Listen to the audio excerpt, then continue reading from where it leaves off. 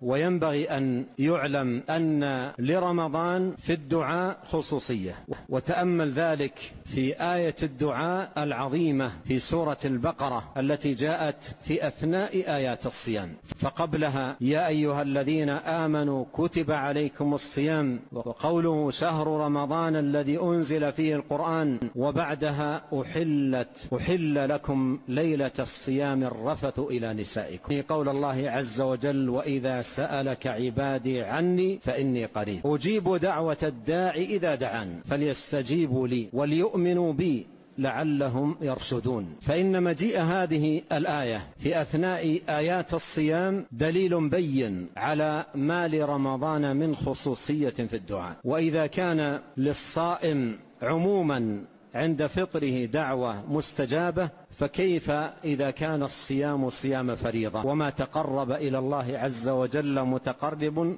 بشيء أحب إلى الله مما افترضه عليه.